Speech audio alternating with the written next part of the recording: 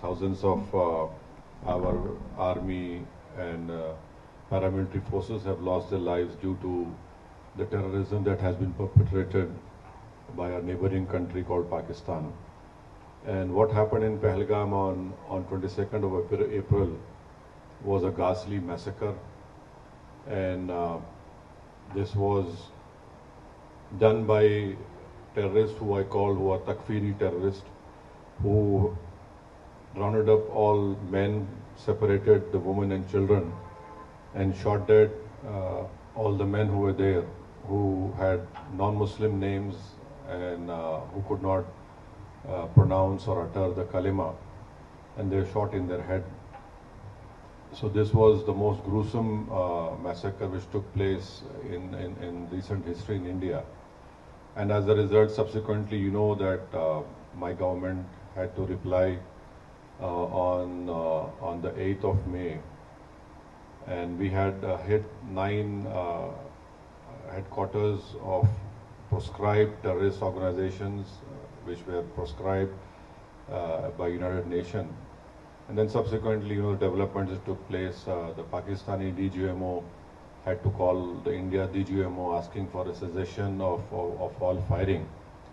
So we want to bring to your notice that Pakistan has been indulging in this terrorism for many, many years.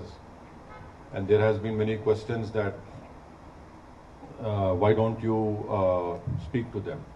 Why don't you talk to them? Now, in recent past, when in Mumbai the famous 26/11 terrorist incident happened, wherein trained terrorists from Pakistan landed up in the financial capital of our country and started massacring people in a railway station. Then they shifted to 5-star hotels, and then they started massacring people over there. So fortunately for us, because of the bravery of the Mumbai police, one terrorist was caught alive. His name was Ajmal Kasab. The Indian legal system followed all the due process of law, and Ajmal Kasab was sentenced to death.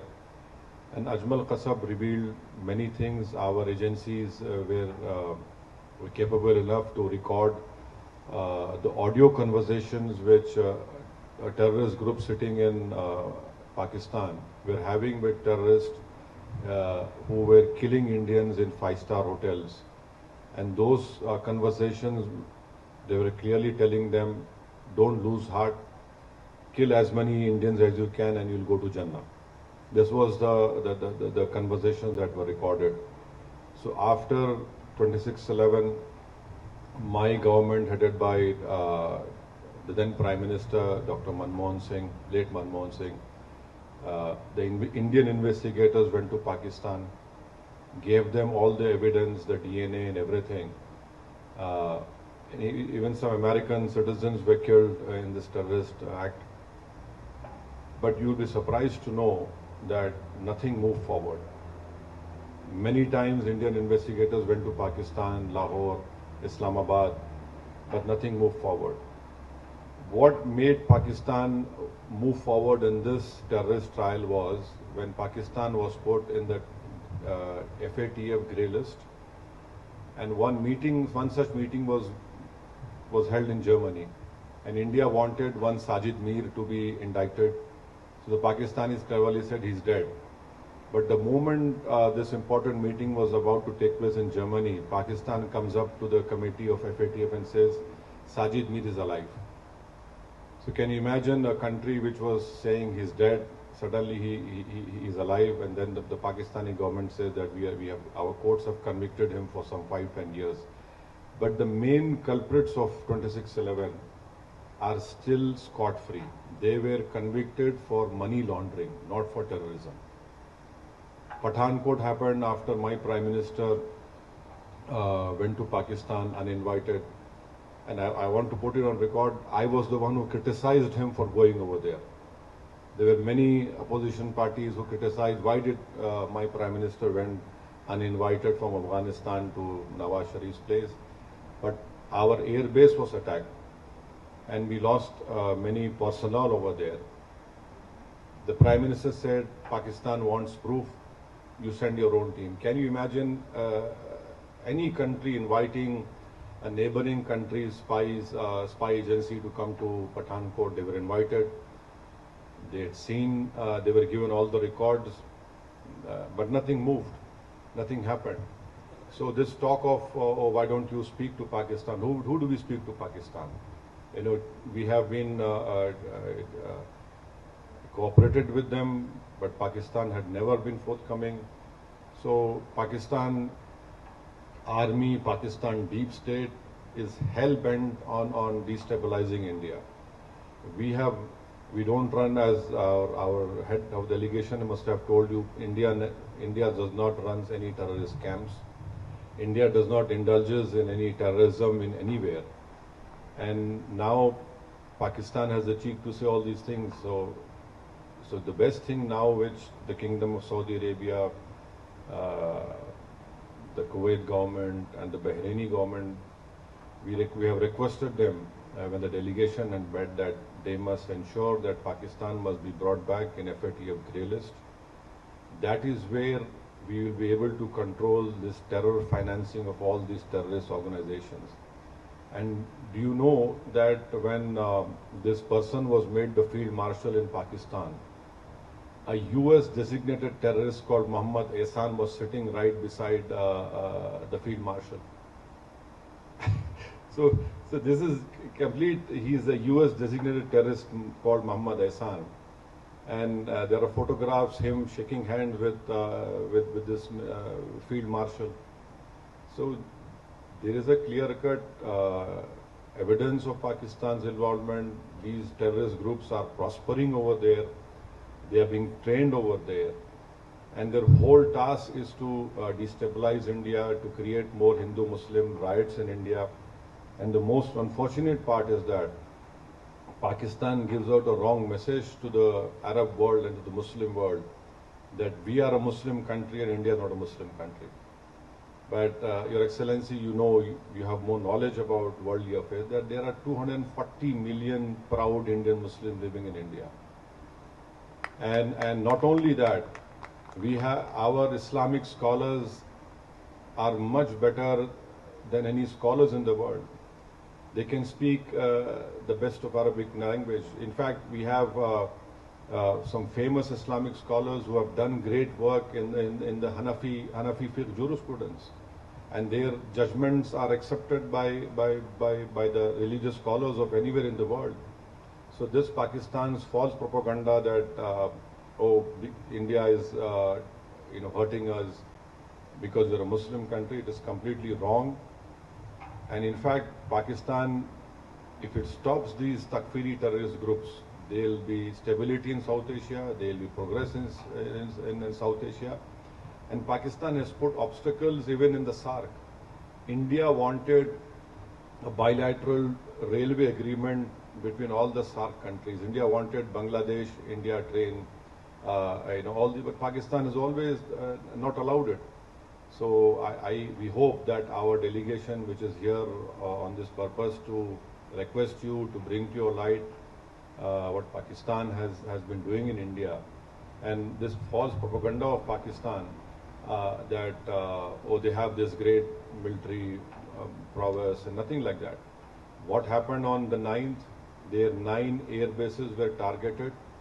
If India had wanted, we could have completely damaged those air bases, but we wanted to show them a mirror and say that, look, we are warning you, don't do it.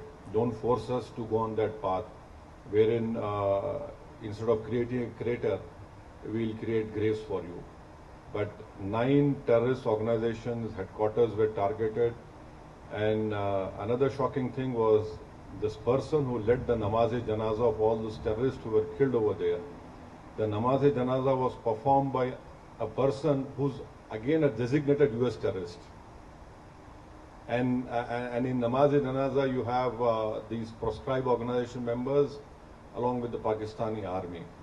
So this is a clear proof, and this TRF, which is a new name for LET, we had gone to the United Nations not once, 4 times, and told the United Nations Sanction Committee 1624 that This is a new name of this terrorist organization. We said this in December 23, we said this in now May 24, and unfortunately our fears had come true, and we lost 26 young people. A girl who got married 6 days ago became a widow on 7th day. So these are all tragedies which we have been facing. So for us, this is not a matter of to do politics. Yes, when we go back, we'll be opposing BJP, we'll be opposing Nishikant Dubey tooth and nail.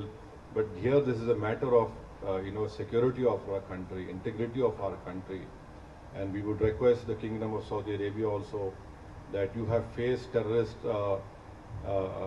acts in May 2003 and 8 years ago at Aramco,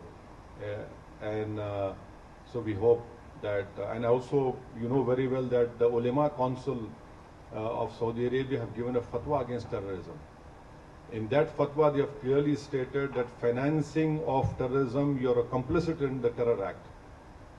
We hope that the Kingdom of Saudi Arabia has stood with us, and we are proud of the relationship which we have with Kingdom of Saudi Arabia. There are 2.7 Indians who are living over here comfortably, and they are part of, they send around about 6% of foreign exchange to India. There are many Indian companies who are investing in India. The bilateral trade is to the tune of $49 billion. I hope it increases. We are hoping that this relationship will be more prosperous, will be strengthened. We have a strategic relationship with Kingdom of Saudi Arabia. We have done naval exercises together. We have done, our armies have done exercises together. And His Highness the Crown Prince, when he came to India in 2019, had stated that they will be investing around about $100 billion in India. So yes, this is a great relationship which we have with Kingdom of Saudi Arabia, and we hope that Pakistan will be stopped from indulging in wanton terrorism in India. Their misadventures should end. It is not good for them also, because let me tell you very frankly that people of India are sick and tired of this terrorism being perpetrated by Pakistan, and Pakistan's deep state and military, and in fact you in Riyadh you have the Islamic nations ICMTC over here, and so it's an additionally very important that we stop Pakistan from what it is doing. We have no qualms. Let Pakistan grow, let Pakistan be prosperous, let Pakistan people's poverty be eradicated, let Pakistan children don't get polio, But unfortunately, as someone had rightly stated, that every country has an army. The Pakistani army has got a nation now. So this is what they have been doing.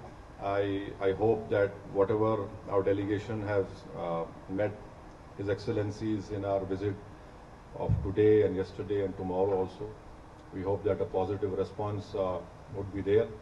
And so this is what we have been trying to impress all of you, and we require your support. We require indulgence at a crucial period of our time, so that India becomes more stronger. And in a stronger India is not threat to anyone. And Pakistan is a threat to, their deep state is a threat to humanity. So these are a few words I had to say. Thank you so much for allowing me to say what I have to say. Thank